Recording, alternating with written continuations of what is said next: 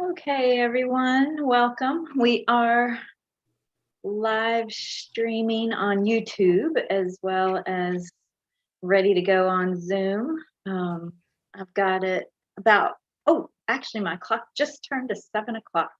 I don't really have any announcements other than, this is class 4 of 5. So we have this Monday and next Monday for the spiritual teacher. And then we will start back up again in August. So we'll take a break on the 26th of July and then start back up again on Monday, August 2nd for death and rebirth.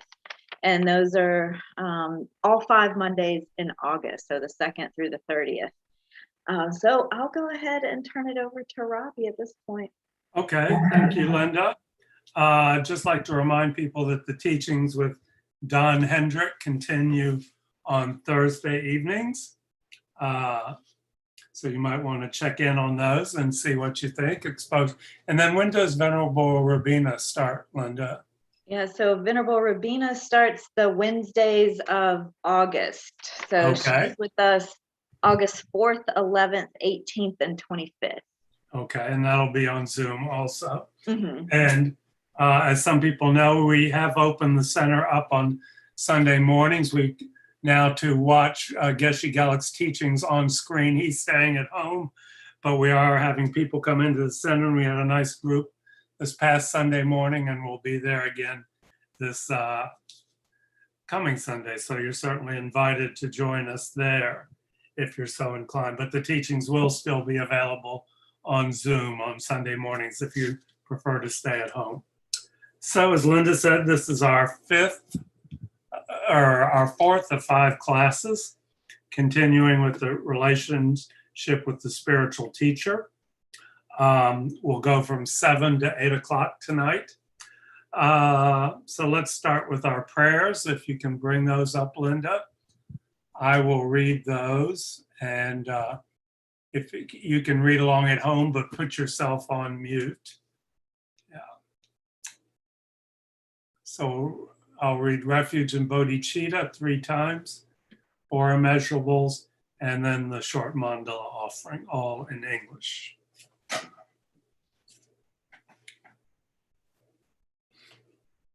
I go for refuge until I'm enlightened to the Buddha, the Dharma, and the Supreme Assembly. By the merits I create through listening to the Dharma, may I become a Buddha to benefit all sentient beings.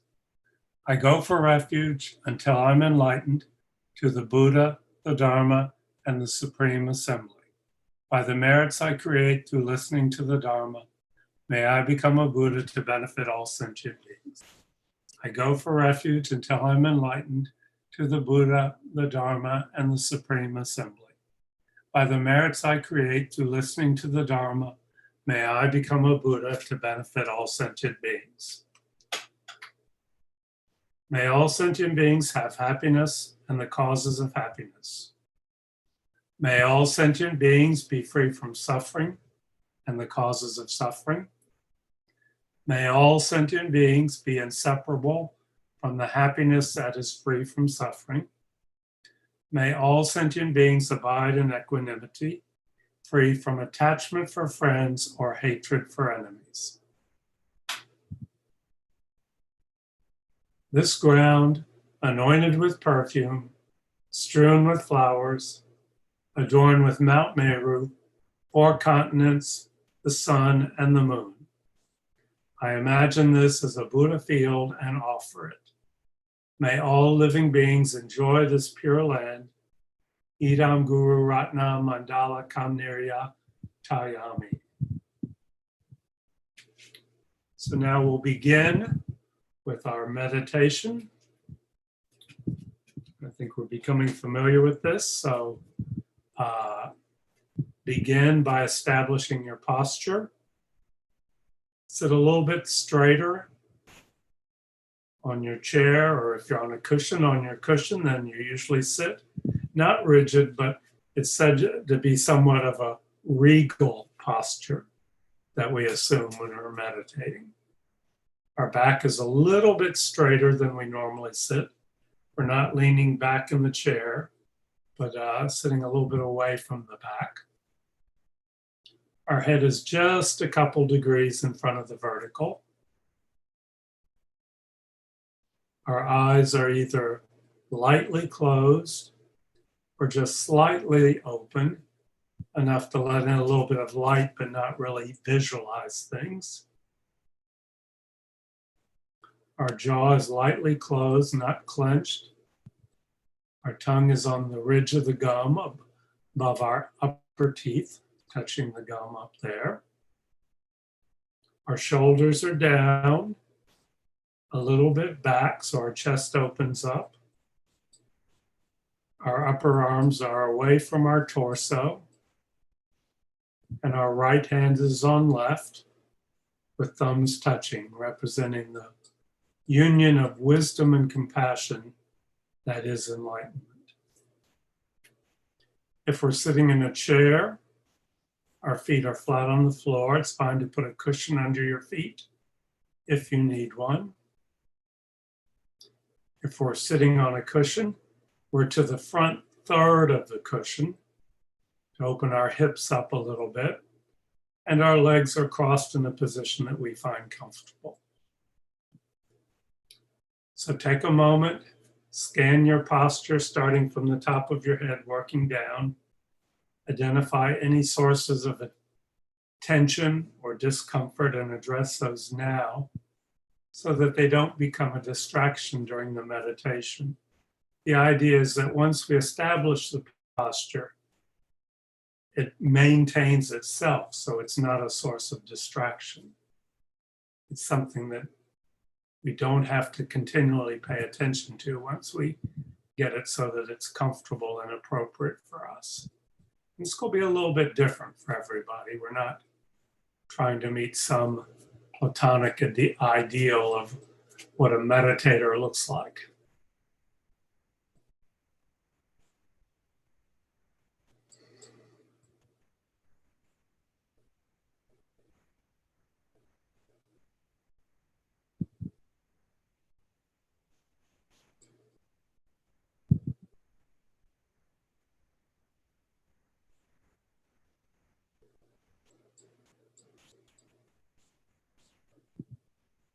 And we begin by taking 3 deep breaths from the abdomen, the stomach expanding on the in-breath, contracting towards the spine on the out-breath.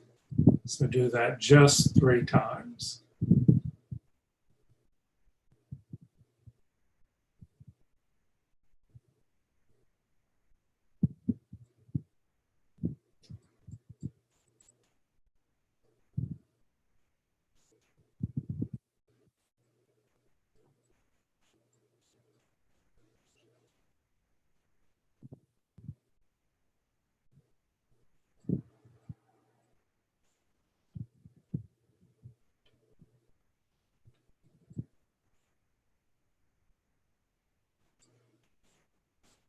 And now we allow our breathing to return to its normal pattern.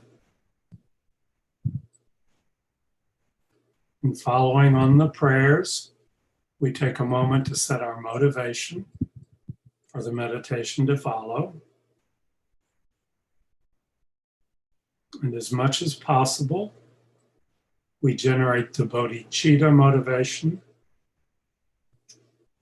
the great mind motivation, the mind that thinks everything I do is so that I can become enlightened for the benefit of others. So it's really 2 parts of that: the wish to become enlightened for the benefit of others.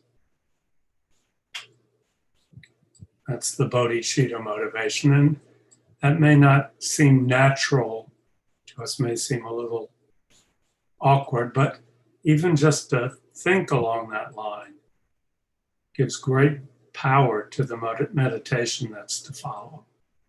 I am doing this meditation to become enlightened for the benefit of others.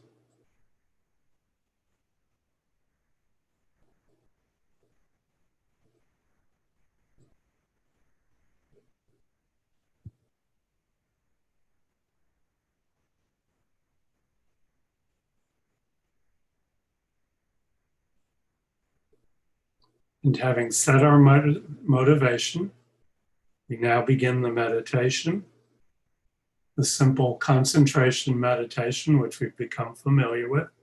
Simple, but not necessarily easy. Sometimes the simple things can be very difficult.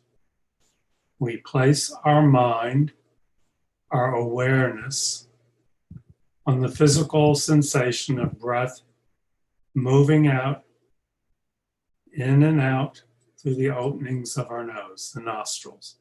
Just the physical, tactile sensation. Direct perception of that. Nothing more, nothing less. We're not visualizing it. We're not describing it. We're not even going to count it. Just direct perception of consciousness on the breath. So that we can almost say, that they almost become one, that they are of the same nature, that the consciousness and the object it perceives, the movement of the breath, arise from the same karmic seeds.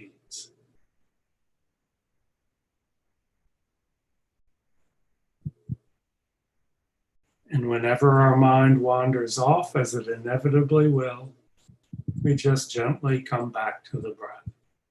Not judging, not harsh, but just come back to the breath over and over and over again. And that's the meditation we'll be doing for the next 9 or 10 minutes.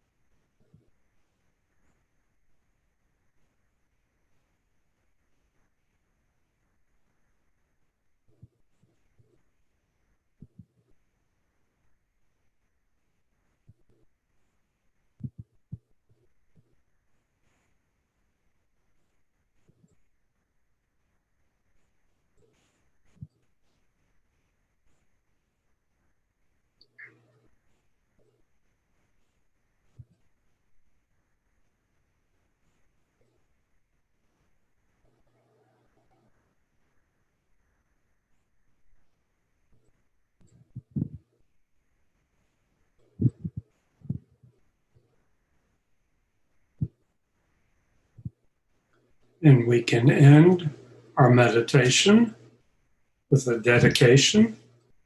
We begin with a motivation. We end with a dedication, so it has a definite beginning and end. And we think that we've done something a little bit out of the ordinary, made some effort for the past 10 minutes, and that has made a positive imprint on our mind stream. And we think, may that positive energy not be lost, but may it ripen in the future in a way that benefits all living beings. And you can relax your concentration. Okay.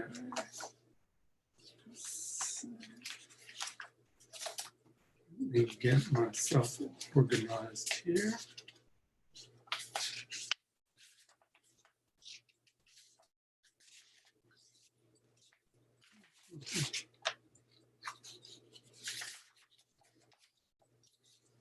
Okay, did we have any questions come in from last week, Linda? I have not received any. Okay, And okay, if anyone does have questions, of course, you can put it in the chat. And that's true if you're streaming live on YouTube as well. I'm monitoring that chat. So feel free to leave a question. okay. So just to review a little bit the material that we're covering, my aim in this module is really to give a very practical and kind of down-to-earth talk about the relationship with the spiritual teacher, because this is a topic that can become extremely mystified or difficult or confusing for people. So I've been trying to give a very practical and down-to-earth approach, and I hope people are finding that helpful, because this is like I said, a topic that can carry a lot of baggage or be a source of real confusion for people. So the first week we started about the different types of teachers that we may come across as we study Buddhism, just from a strictly academic teacher setting to a Dharma instructor, a meditation instructor, on through up spiritual guides whom we take our various levels of vows, the lay vows, the bodhisattva lay vows, the bodhisattva vows, lay vows, refuge vows, bodhisattva vows, on up to tantric vows, culminating in what we call, sometimes referred to as the guru yoga type relationship. And we'll talk about that some next week, the highest level of relationship between student and teacher that typically comes about when one's doing tantric meditation practices. There's a whole module at the end of Discovering Buddhism on Tantra, and the student teacher or student guru relationship is key, is the core of those practices. So we'll talk about that a little bit next week, the practice of what is known as guru yoga, which is practiced at the highest level. And there's no requirement as a student of Buddhism that you have a teacher at any particular level. It's what's appropriate for you and your level of study and your level of interest and your connection with various teachers. If you study Buddhism for a while, you'll have relationships with multiple teachers, and each relationship will be different, as each relationship that teacher has with his or her students will be different. There's no template that it's all going to fit into. So we talked about that in the first class. Then we talked about the qualities that we would want to look for in someone who we may consider as a spiritual teacher. And I just wanted to go through those again because I think I messed up the presentation a little bit the first time and left one out. This is one of the wonderful lists that we have lots of in Tibetan Buddhism. This is one of the lists of seven qualities that we would look for in a teacher. The first is ethical discipline. That means they live a life in which they do not harm others, primarily. Ethics is basically to simplify it, is not harming others. So we look for a teacher who practices ethics in their life. We look for a teacher who has developed their abilities of concentration, okay, that can stay focused and concentrated. We look for a teacher who has pacified their disturbing emotions, the emotions of greed, anger, ignorance. Look for those to have been pacified to some degree. We look for a teacher to have enthusiasm and great joy in teaching, someone who enjoys teaching. We look for a teacher who has more knowledge than we do. Okay. We look for a teacher who teaches, who is motivated by compassion and loving kindness, who wants to help his or her students. And we look for a teacher who's not a hypocrite, who doesn't claim to have insights or powers or abilities that they don't really have. Okay. Now, not every teacher is going to have all of these qualities. Okay, we certainly, but we want someone who has more positive, because I said we want a teacher who has more good qualities than negative qualities. So we can certainly have a teacher who has some, in what seem to be individual character flaws, but if their positive qualities outweigh them, they would be suitable as a teacher possibly.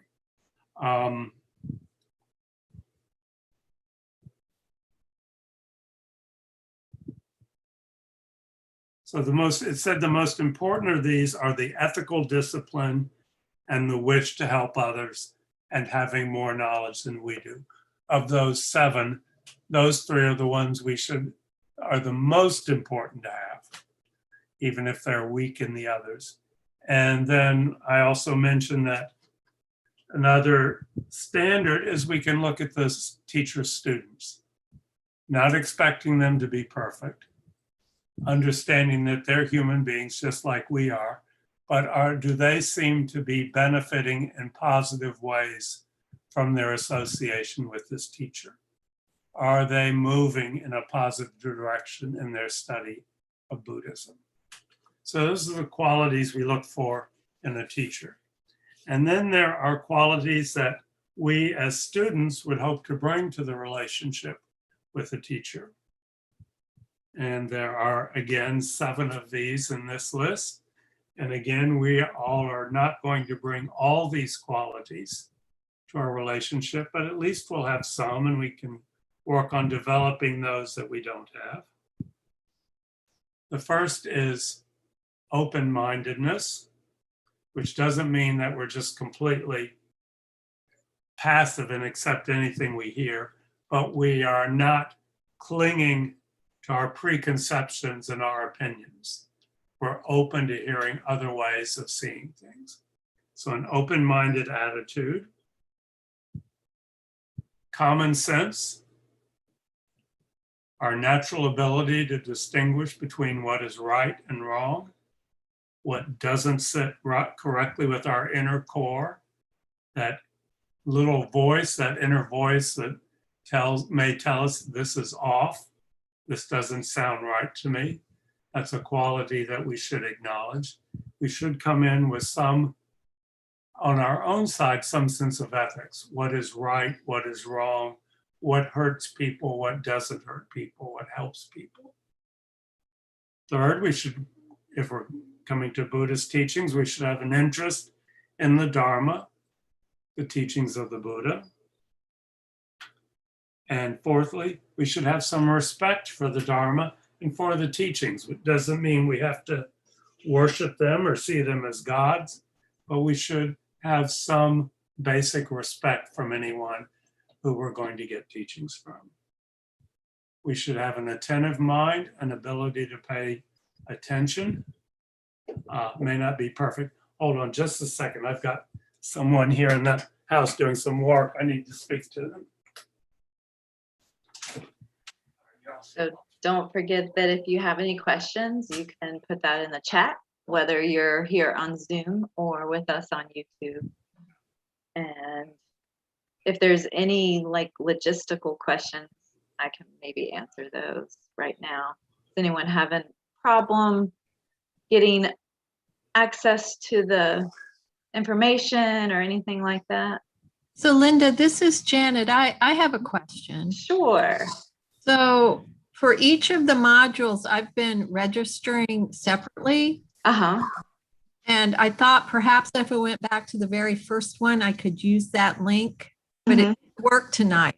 I tried going back. So do I need to register for each module?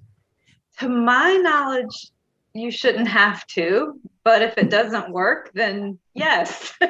That's Because it told me you were in another meeting is what it told me. Oh, interesting. Yeah, but I'll do that. I'll just register for each. But thank you for answering that. Yeah, supposedly you don't have to. Okay, I'm back. I apologize. That will be the last interruption. Yeah, I had someone doing some work here in the house, and I was afraid that was going to happen. So an attentive mind, that was number 5. Number 6, some emotional maturity and stability. Doesn't mean we have to have it all together. Lots of times we come to the teachings because we don't have it all together, but at least be stable enough to hear the teachings and analyze them. And we very well may go through times of great emotional or mental distress where we can't hear the teachings, and we have to acknowledge that. I mean, we may want to continue coming to them, but we need to understand that sometimes our mind is not in a state where it can hear the teachings. And last one is, again, ethical responsibility, a wish to help others. Okay, so that's very similar to number 2, actually. Number 2 is more ability to tell what's right and wrong, and number 7 is really a personal sense of ethics, wanting to act in an ethical manner. So those are the ideal qualities of a student. We may have some of them, we may have all of them, but those are what we can aspire to as students, what we bring to the table from our side. And so, it's said in some of the text that we should take as long as 12 years to examine someone before we accept them as a teacher. Now, that's not realistic in most situations, and it doesn't mean you can't come to Kadampa Center until you've watched Geshe Geluk for 12 years to see what his qualities are. That's applying more really to the tantric levels. But even there, very few people would take 12 years to enter into a student-teacher relationship. But the point is, bring your discernment. Don't be in a rush. Don't feel like you have to get this kind of teacher or that kind of teacher or anything like that. Take your time and bring your native qualities of discernment to the process, and don't feel like there's any obligation to enter into any kind of relationship that doesn't feel appropriate to you. Okay, any questions about what I've said so far? Okay. Now we're going on to the next list, which is the benefits that we can get from a student-teacher relationship, above and beyond just simple facts that we might get in an academic relationship. And this is a very traditional list in Tibetan Buddhism, and it's the way some of them phrased is a little bit difficult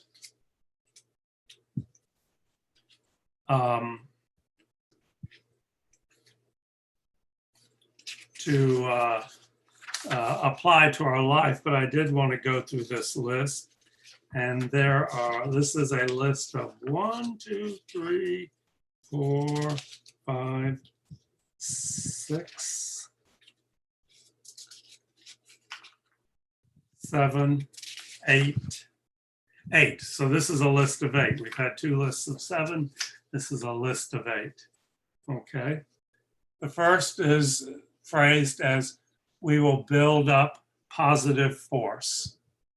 And this refers to what's frequently called to the accumulation of merit, which refers to positive imprints on our mind stream that create positive effects in the future. This all ties in with karma. But if we enter into a relationship with someone who is a valid teacher, and we listen to his or her teachings sincerely, and we understand them, and we study them, and we put them into practice in our lives, we're creating positive imprints on our mind stream. Saying that that's relationship, a healthy student-teacher relationship creates positive energy in our mind. Okay, that's one of the benefits. We become a better person in some ways. Okay, and that's what all of these points are. That a healthy student-teacher relationship based on the qualities of the teacher and the student creates positive imprints, creates merit that will create the causes for good things to happen in the future. So that's not too hard to imagine. We can understand that. I think we can all think back to teachers we've had, either in Buddhism or non-Buddhist studies, where our interaction, our relationship with that teacher has definitely made us a better person. Okay, that's what we're saying here, that we become a better person from a healthy relationship.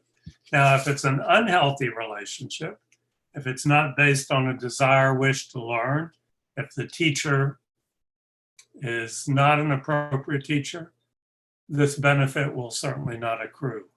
An unhealthy student-teacher relationship, and we hear many tales of this in Buddhism and in other religions, does not make people happier, does not cause good things to happen. That's the inevitable, or not the inevitable, but the frequent result of an unhealthy student-teacher relationship. So this is one way we can look at our relationships with our teachers and say, is this making me a better person? Am I creating merit? If that's so, it must be to some degree a healthy relationship. Okay. The second benefit is phrased as, we will please the Buddhas, referring to the Buddhas in the plural. This is based on the assumption that there have been countless beings throughout countless eons, not just the historical Buddha that we're familiar with, but countless others who have achieved the state of enlightenment, of Buddhahood, of complete wisdom and compassion. So there are countless Buddhas. And it's said that if we, by studying, by putting the teachings into practice, by developing our mind, it makes the Buddhas happy. Now, maybe we don't accept that. Maybe that's not our reality, okay? But it said it makes our teacher happy, our teacher in this lifetime, okay? It said that the greatest gift we can give to our teacher is to put their teachings into practice. You know, we can make material offerings if we're so inclined. We can say prayers for them. We can introduce them to wonderful things. We can cook them great food. But said the greatest gift we can give to our teacher of this lifetime, our teacher right now, is to put their teachings into practice. That creates great happiness for them. So we know, even if we don't accept the idea of countless Buddhas, just the teacher here, a valid teacher, that's what makes them happy, when their students put their teachings into practice, when they can see that their teachings have had a positive effect on their students. Okay, the third one is phrased, and this is again very traditional phrasing. We won't be disturbed by demons or bad company. For demons here, we're really talking about negative mind states, anger, covetousness, ignorance, by which I mean not understanding of reality, okay? As we develop in our relationship with our teacher, and as we begin to understand what they're telling us and putting it into practice, those negative mind states become less bothersome. Of course, for most of us, they're not disappearing completely, but we do have tools that the teacher has given us to deal with those negative mind states, those demons, if you want to use that word, when they arise, which they inevitably will. Okay, so we won't be, it says we won't be disturbed by demons or bad company. We can say we won't be as disturbed. We're probably still going to be disturbed, but we feel a little bit more capable of dealing with the bad times when they do arise because of the benefit, the teachings that we have received. It's like the teachers are giving us tools to put into our tool chest. And when we notice that anger is starting to rise, we have developed some concentration awareness. We can say, oh, that's anger. It's there.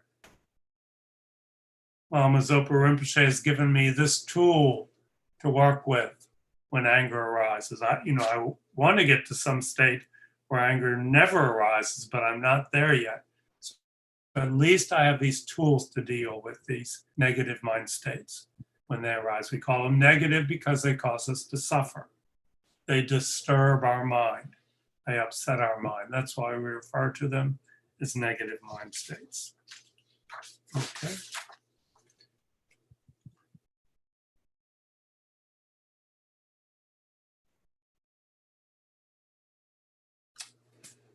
The next one is phrased as, we will automatically put a stop to all disturbing emotions and misdeeds. Again, that's the ideal state. Most of us are not anywhere close to that, but it's working like this. And this is really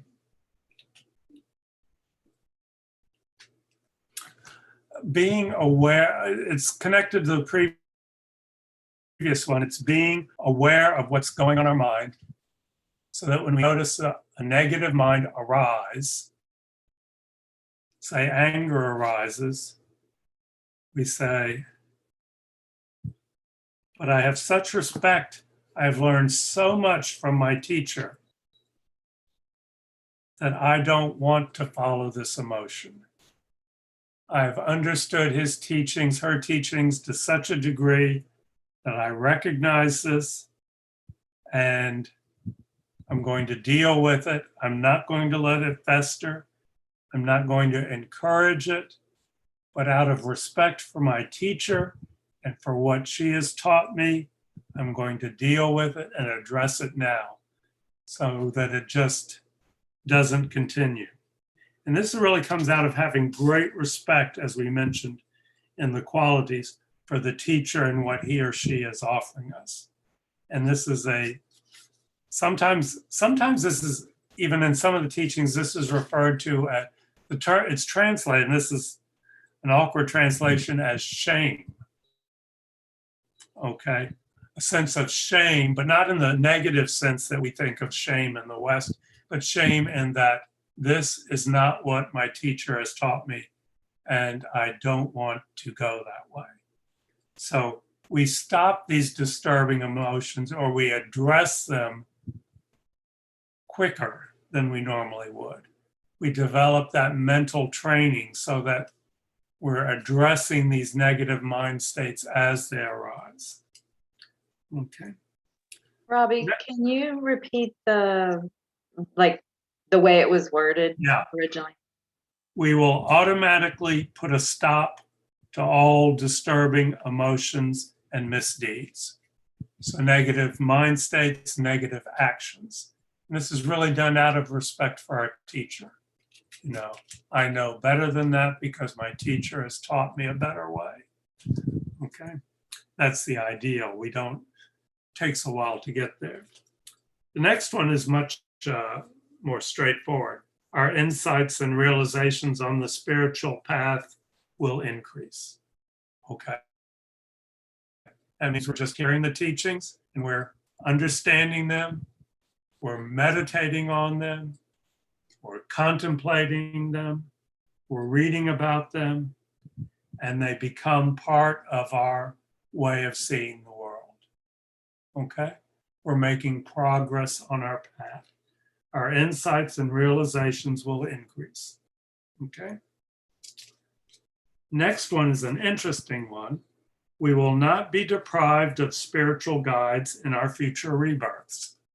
So if you accept the idea that we have countless, that there's no beginning and no end to our rebirths, but we are reborn time and time again.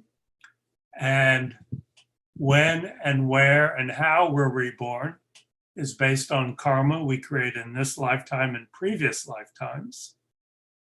It said by having a healthy relationship with a teacher in this lifetime, we are creating the karmic causes to meet with teachers in the future, in future lifetimes. We not only get benefit in this lifetime, but we're creating the cause to meet more teachers, maybe even in this lifetime and in future lifetimes. According to Buddhism, nothing is random. And the fact that, you know, here in Raleigh, North Carolina, we've come into contact with incredible number of Buddhist teachings is not just chance or random, or not just randomness according to the Buddhist teachings. We've all created the causes for that. And if we take advantage of meeting those teachers and interact with them in a positive manner, we are planting seeds in the future will ripen in meeting up teachers again. If we don't create those seeds, you know, it's very possible to be born as a human being and be born someplace in situations so that you go in through your entire lifetime and never meet valid teachers, as they say. Okay, so that, or you could be born in a non-human form where you cannot appreciate the teachings, where you don't have the mental facilities to appreciate the teachings. So if we want to meet teachers in the future, have a healthy relationship with the teachers you have now. Okay. If you don't have a relationship with any teacher, that means you haven't created the causes yet. So reading, doing meditation practice, all of those things create the karmic seeds to encounter teachers. Next one is we will not fall to the lower realms. Okay, this again is based on the concept of rebirth, meaning we will not be reborn in the lower realms, which are, by lower realms, we're referring to the animal realm, what's called the hungry ghost realm, which is a realm characterized by neediness, and then what are referred to as the hell realms, which are existences of great pain and suffering. They're considered lower realms not because necessarily they are inferior beings. Everybody in each of those realms has a consciousness, just like ourselves, that has equal potential to become enlightened. Yeah, we're seeing now Linda's showing us an animal being who's living a very pampered lifestyle, is getting a lot of Dharma imprints. She's a bit spoiled and is wanting my attention right now. But most beings in the animal realm are consumed by finding enough to eat and not getting eaten themselves. It is very difficult to practice and study Dharma in the animal realm. Not impossible, but difficult. It is difficult to practice and study Dharma in the hungry ghost realm and in the hell realms because there's so much suffering. So it's difficult to create positive karma in those realms. Not impossible, but very difficult. Okay, so by having a healthy relationship with a teacher in this life, and in particularly learning how to practice ethics, which primarily in Buddhism means not harming others. We're avoiding creating the causes to be reborn in a lower realm. It's not a guarantee, but if we're practicing perfectly, it is a guarantee.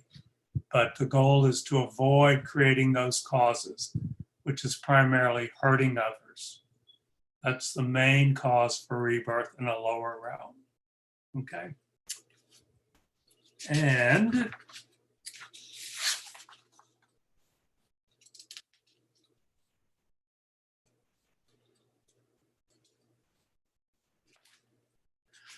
the last one is we will effortlessly achieve all short and long-term aims. And that doesn't mean that we just sit there and we get everything we wish for. It means that by a healthy relationship with a teacher, again, we're creating the positive karma to achieve those things we want, which is basically happiness. We all want to be happy. We all want to help others. We haven't achieved those, but we're creating the causes to achieve those both in the short term and the long term. Okay. So by the relationship with the teacher helps us to achieve and eventually is the cause of our, not just helps us, but is the direct path to our achieving what we all want, which is happiness. His Holiness the Dalai Lama always starts off every teaching almost by saying, we all want to be happy. That's a completely valid wish. We just don't know how to achieve it. We think we can do it by taking from others.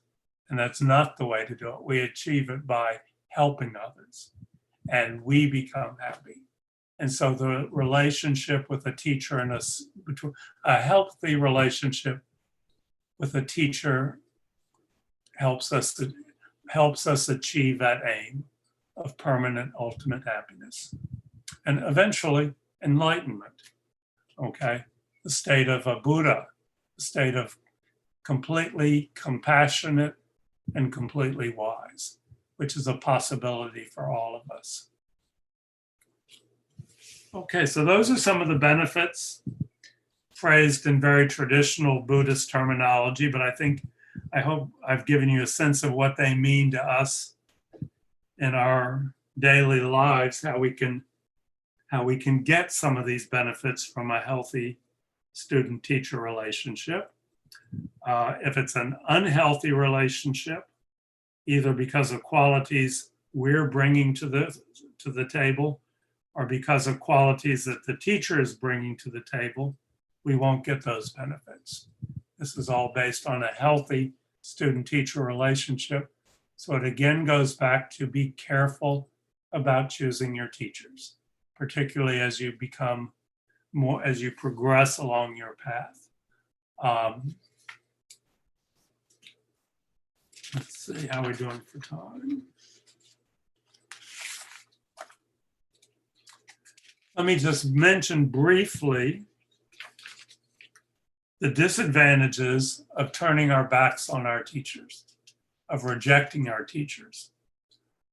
When we've entered into this relationship and then not just saying, I'm going to pull back for a little while, but actually rejecting them in their teachings. I'm just going to read through these. I don't really have time to discuss these. We lose the ability to trust. If the relationship goes bad, we lose the ability to trust other people. We create the causes to have a negative rebirth, a rebirth in a lower realm.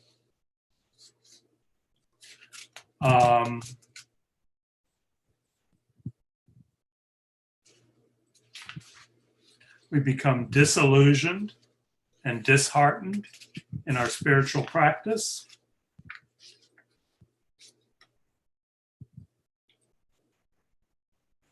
Those are the main ones. I just wanted to mention those. So it's not saying that once you entered into this relationship with a teacher that you're always going to be following them or always going to their teachings. But once you've entered into it, particularly at the higher levels, you may want to say, I'm going to set this aside. Things have changed. I'm at a different place. This teacher is at a different place. But actively rejecting them can cause big problems. And again, there are lots of stories about that I don't want to go into. So let's just take a moment and sit in meditation to finish up this evening. We have a few minutes left.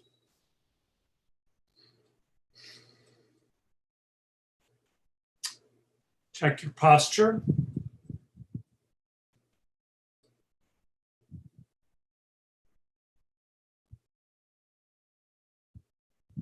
Couple deep breaths from the abdomen.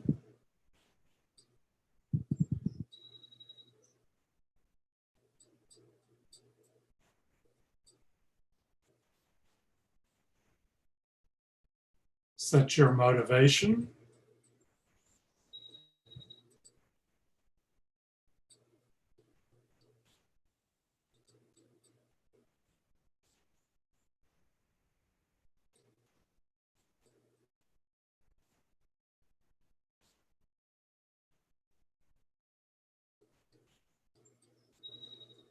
Now place your awareness on the breath, moving in and out through the nostrils.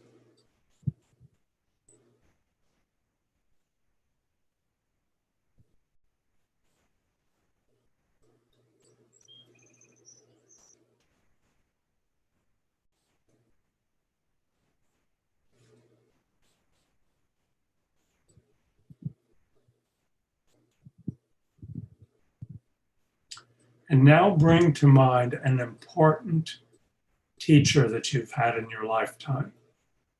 It can be a Buddhist teacher or an elementary school teacher or a piano teacher, anyone who made a great and strong impression on you. And think beyond just the cold facts or material of what they were teaching. How did you benefit from that relationship? How did that make you more the person you want to be?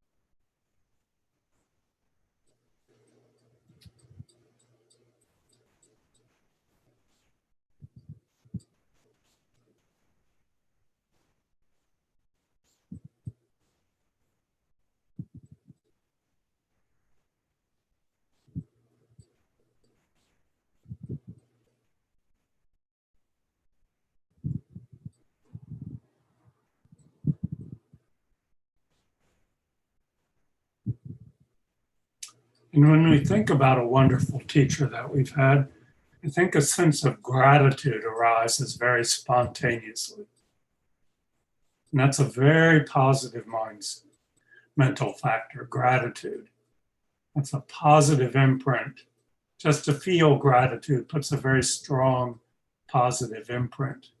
So it's really important to acknowledge our teachers, what we've learned from them, how they've benefited us, so we can develop that mental quality of gratitude to its greatest possible degree. So you can relax your concentration. So again, I'd ask you to meditate 6 days this coming week for 10 minutes. And just do that meditation. Start with motivation. then a little bit of breathing, then reflect on what you have learned from teachers in your lifetime and cultivate a sense of gratitude towards others. And, you know, we can even, if you want to, you can move it on to benefits you've gotten from people who weren't necessarily teachers, but maybe difficult people in your life that you've actually benefited from your interaction with them. They've made you a better person in a way. They've taught you good qualities. Okay, it said that we learn patience from the people who push our buttons. Okay, not the Dalai Lama, but the people who get on our nerves. And then we'll have our last session next week. And next week we'll go into the guru yoga aspect, the teacher-student relationship at the tantric levels, which is the one that people get so bent out of shape about to some degree. So maybe just talk about that in some very simple terms, even if we're not ready for that kind of relationship. And there's no need to press it if it doesn't seem like something we need. Okay? So everybody stay healthy, and we will see you next week. And let's see. Julie, what's your message? She asked, what's the proper etiquette for cards? Oh. I guess cards to teachers. Oh, etiquette? I don't know if there is any proper etiquette. You can always write a card, yeah. And if it's for Geshe Gelik, you can leave it on his desk at the front of the Kadampa Center and someone will get it to him, or you can mail it to him. Or, but it should be done with no expectations that you'll necessarily get a reply. Don't be attached to something. Oh, no. Yeah, but expressing, you know, saying thank you to a teacher is always appreciated. Okay, so is it okay if we send flowers if we have their address to their house? I wanted to, but I didn't want to like invade their privacy. I don't think that'd be a problem. No. Yeah. Yeah. I don't think you should show up on their doorstep and ring the doorbell, having them delivered. I think I see nothing wrong with that at all. Yeah. Okay. Yeah.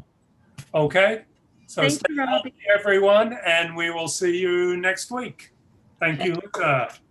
Thanks, Robbie. Thank you so much. Bye. Thank you, Thanks, Robbie. everyone. Mhm.